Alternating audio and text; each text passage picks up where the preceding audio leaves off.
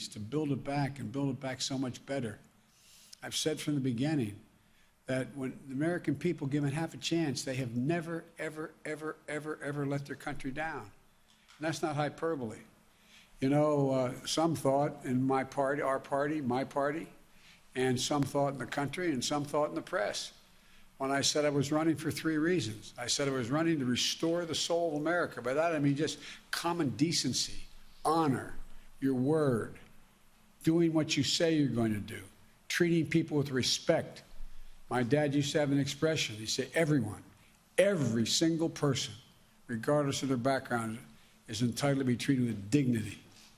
I expect you to do that for all the folks you deal with, all the folks we work for, the American people. And you're going to try to keep us safe and secure from the threats and the unseen, to root out systemic racism. We've reached a point, in my view, where the American people have had the blinders have been taken off.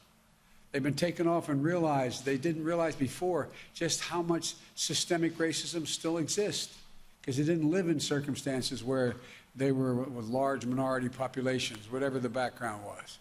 And all of a sudden, they see what happened to George Floyd, with his nose being pushed up against the curb, suffocated to death and murdered. And they said, my God, that really happens. It's because the technology has changed. The young man had the courage to stand there for 8 minutes and 44 seconds and take that picture. And the whole world responded. The whole world responded.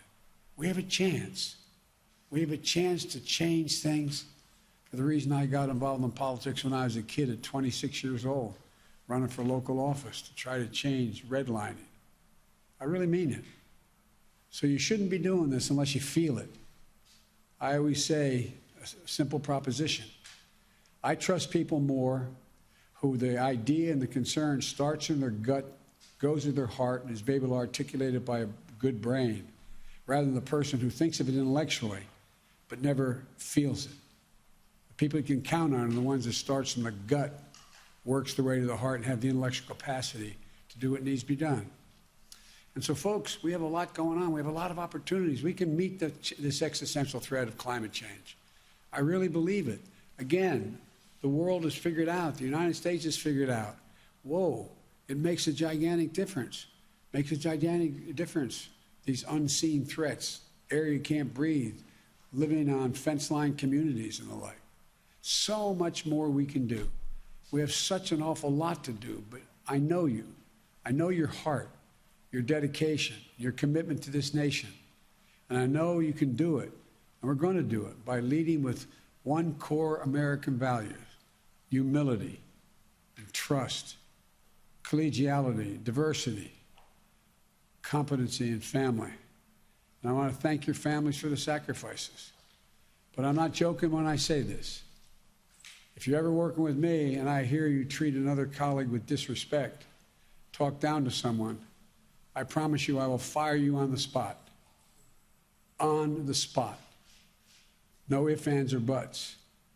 Everybody is entitled to be treated with decency and dignity.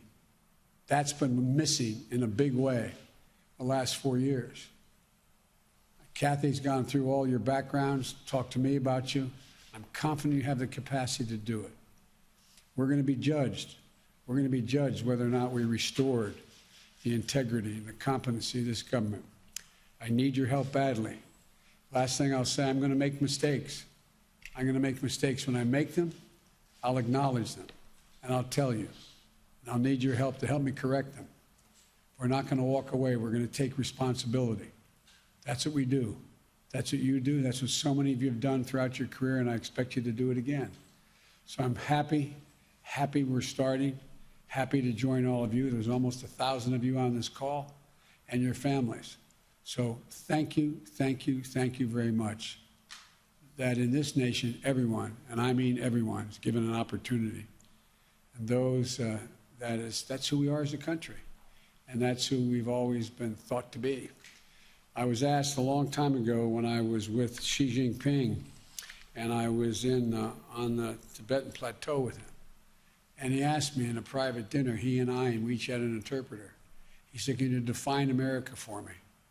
And I said, yes, and I meant it. I said, I can do it in one word. One word. possibilities. Possibilities.